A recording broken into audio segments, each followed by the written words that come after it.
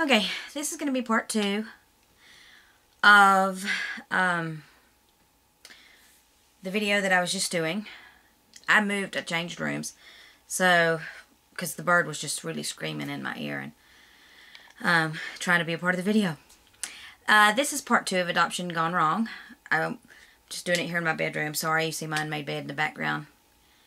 So, but anyway,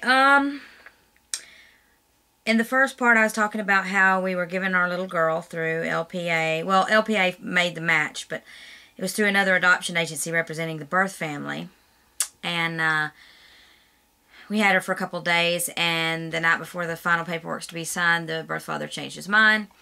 I mean, he had his reasons. I disagree with his reasons, but he didn't want to hear any. He just was very close-minded, you know. And like I said, he doesn't want her back. He just doesn't want us to be her birth family or her adoptive family. And it's not because we're bad people or anything like that. It wasn't like that at all. You know, there was just, like I said, a small misunderstanding about who we were. That's not even right. You know, like I said, I'm trying not to go into too much detail to protect everybody involved. So, we were supposed to have that meeting to, well, initially it was, which we didn't even know about. When we got off the plane, we thought pretty much everything was a done deal, you know, give or take, you know, a couple things. So, it was complete shock that things worked out the way they did. I'm sorry you see my mess in the background. I can sit here and see it now in the video, and I'm thinking, ugh. But I really need to get my voice out here as to what's going on. But so, as I was saying in the closing of the part 1 of Adoption Gone Wrong, you have to reconcile yourself to the fact that you as an adoptive parent does not matter. You don't matter. It totally sucks. I disagree with it, but you will find as you go through this process, nobody really gives, I mean, they need you, but they don't view it that way. They feel like, you know, we're giving you this wonderful gift, so you better do everything we say, even if it goes against your values. And we're not that kind of people. You know, you got to stand for something, right? So, I mean, the birth family does have a right. The mother and father, it's my understanding they were not in agreement. The birth mother wanted us to go ahead and be able to adopt the little girl, our daughter. And we already had her. I mean, you know, here's what gets me. Is when you go, here's just what kills my soul. So we walk into the hospital room, and you don't see her birth father there, the one who cares so much, you know, even though he doesn't want her. And I hate to be like that, you know. I'm just very upset and hurt. And, you know, I didn't judge him for his nationality or his faith or his lifestyle, and the fact that, you know, I didn't judge him for being unemployed. I didn't judge him for the relationship that he had with the birth mother. I didn't judge him, that, you know, and they kept a lot of secrets from their family, you know. I didn't judge them because they were secretive and we weren't. We were very upfront. I mean, I didn't judge their choices. I mean, I have an opinion about them. But you know, so for the father to turn around suddenly and judge us on one little thing, you know, they wanted an open adoption, and we were so in agreement with that. You know, as far as we were concerned, we really wanted to share their values with her. That's her roots. I mean, and I firmly believe that is her roots. Her birth family are her roots, and their values, I wanted to share, you know, those values with her. And their traditions to a degree, and we were very open with that. We were very open to visits and all of that. So I don't understand why, you know, I mean, and it was like, as soon as the agency was done with you, they were done with you. I've gotten no response since we got home from them.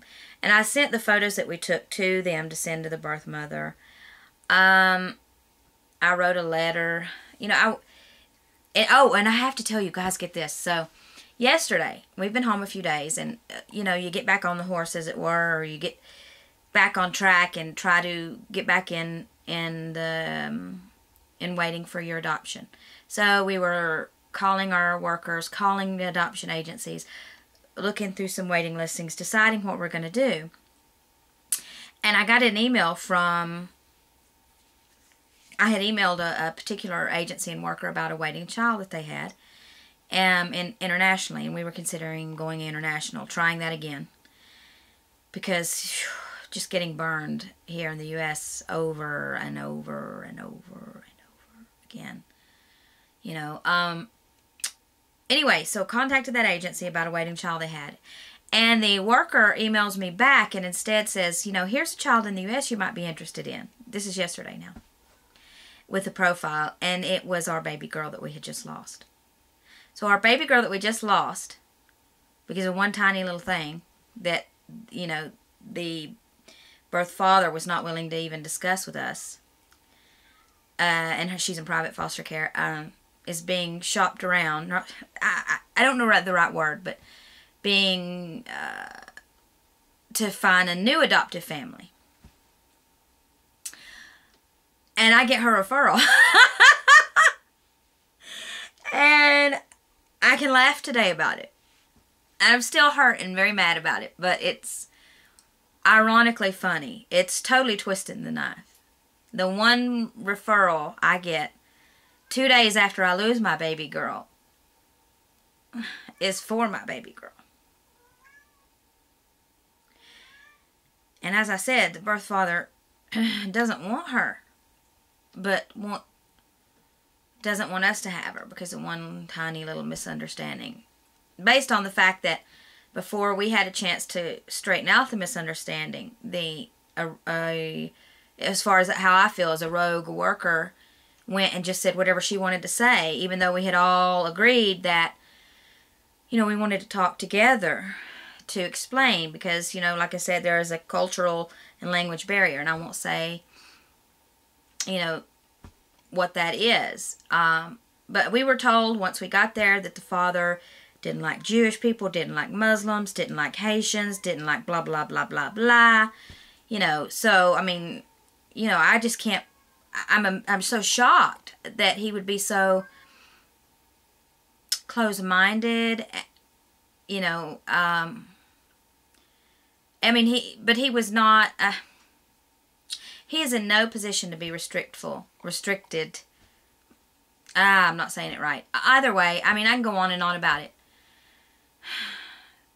You know, at the same time as you're giving me the privilege of raising your child, you know, I'm doing a favor for you. You know, you can't raise your child. You don't have that ability at the moment, and I want to be their mom or dad, and I can do that for you and include you. We were willing to include them. And you know, I mean, I feel like it's a two-way street. You know, there's just so many things I really, really want to say, but I'm really holding back because I really cared for the mom. I cried for this mother. She's very young and had been through a lot and had nobody to help her through this ordeal that she was going through. Not her own family. Well, you know. And, you know, I may not have agreed with her choice, but I respected it. You know, I feel like, you know, I feel like we were very supportive, but we didn't get that support back from the agency. I don't know. It was just a hugely horrible situation, and I'm already almost at another few minutes. There may be a part 3 to the adoption gone wrong. I'm sorry. I mean, I just really need to talk this out, and I hope that you guys watch it. Like I said before, just know that you don't have a voice.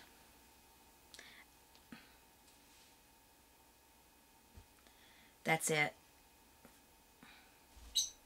Something needs to change in the minds of the birth families, in the minds of the agencies, and in the minds of countries. I mean, we've been turned down from a country because, you know, we choose to live a more simple life, you know, because, you know, I mean, we're not the enemy here. We're doing everybody a favor. You know? I mean, we're giving the blessing as well. I mean, it's a two-way street. You know, I'm not saying it right because I don't want my adopted child. We are being given a gift. We are being given a gift.